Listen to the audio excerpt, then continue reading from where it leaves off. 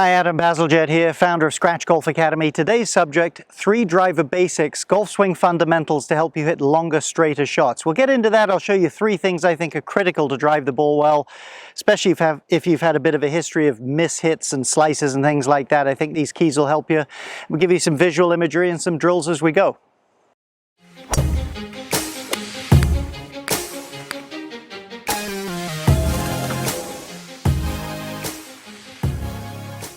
Well, briefly, if you're new to the channel, if you've watched Scratch Golf Academy videos before perhaps, but you've never subscribed, either way, would love it if you do that. Helps us build some momentum, helps us bring you free content. Also hit the little bell there.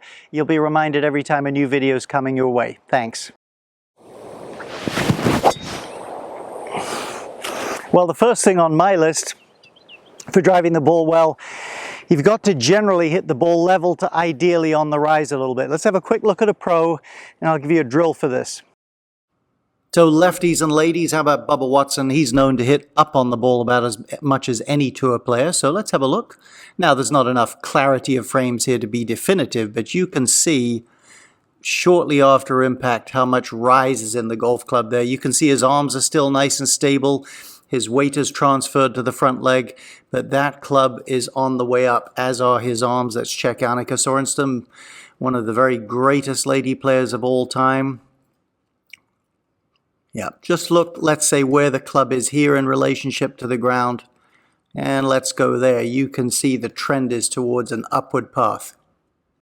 So here's a drill I like. I've put my golf bag on the ground. You'll figure out how far ahead of you. It's maybe a yard or so, depending on the size of your bag. No ball, I want to emphasize that.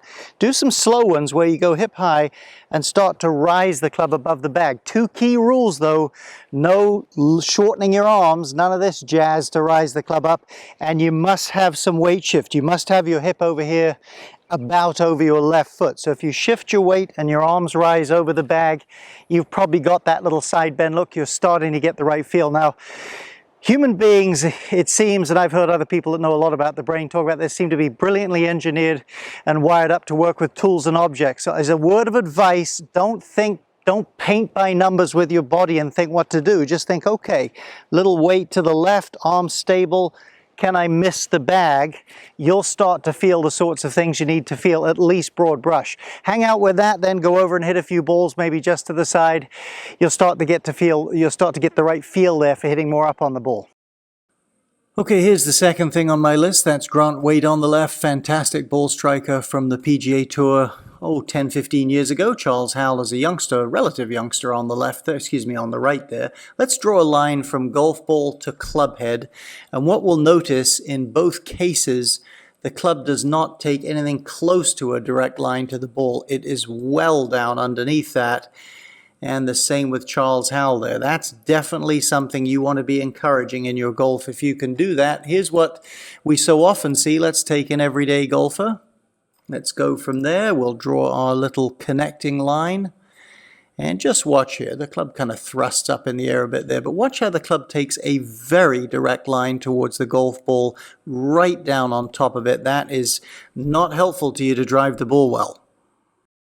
Okay, here's a couple of thoughts for you. Number one, to me, an underlying problem, if not the underlying problem, why people tend to get so much out towards the golf ball. The ball becomes too much of a target. They fixate on it. The club's going straight towards it. So you've got to sort of unlock that, relax, and get a little bit of feel. Second thing, there's a real correlation between the club rising there, the first thing we worked on, and this, because it's just simple geometry. If the club gets nearer the ground down here, it will be higher and rising over there. So I think as you work on both of these things, each one sort of helps the other.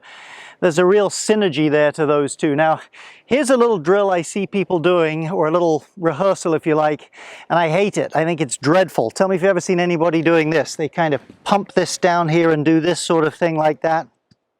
You may say, well, hey, the club's on a pretty good plane when I do that. First off, it doesn't look good, but secondly, it won't show up when you hit the ball. What'll happen if this right arm, this trail arm stays too bent and too short, you're actually going over here once your body really starts to move. So it's critical that this trail arm lengthen out. When it lengthens out, it gets the golf club down.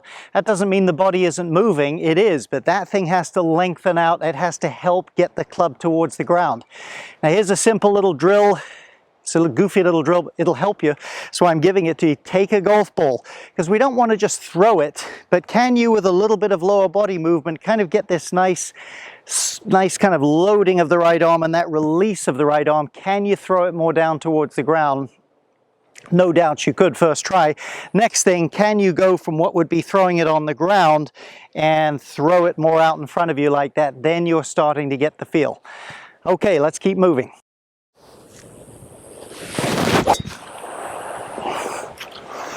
All right, number 3 on my list, squaring the club face. I've talked about that on my videos before.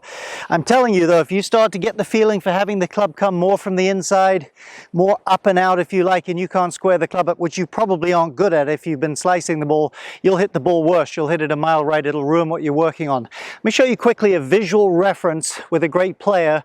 I'll show you what that looks like up close. It's pretty easy to sort it out. Ricky Fowler on the left, Justin Rose on the right. Look at that lag. Wow. Now watch him as he comes through the shot here. We'll get his hands just a little bit past his pant leg. You will see the fingers of that glove hand underneath that right forearm pretty darn early with these sort of players, especially hitting a driver. Let's look at Justin as he comes through. It's a sign of the rotation of the hand. I mean, there he's just, go back a frame, he is just clearing the legs and you're starting to see that glove. Have a look at it under there. Easy way to get the feel. Take a driver at home. You don't necessarily need a golf ball. We'll knock that out of the way. And what we're going to do is we're going to turn the face down towards the ground. You'll feel what that feels like in the back of the left hand there. We're not trying to flip the club to square it. Now, I promise you, if you turn your knuckles like that, that's a little excessive, but turn your hips and body through. You'll start to get that look the pros get that most people never see in their golf swing. So play around with that idea a little bit. Familiarize yourself with it, and you'll have the handle, if you like, that you need to sort this problem out. If you like this video, by the way, if you're finding it helpful, would love to have a thumbs up. Appreciate that. Now, if this is fairly new to you, this concept of how to square the club up, or if when you did the little drill, I hope you did right down in front of you there to get the feel of it. If that feels different, don't forget, hey, you need what you need. So get this thing working early. This is exaggerated, but get the feeling like back in here, you're starting to knock the loft of the club off. If you wait till you're right down at the ball and suddenly try to snap the thing closed, unless you're really skilled and strong in hands, it probably won't happen. So the ball's not a liar. If you get solid contact and there's no wind out there, you'll start to see when you've done it enough, but feel free to work on it back here. Okay, let's see if I can put all this wisdom into practice here.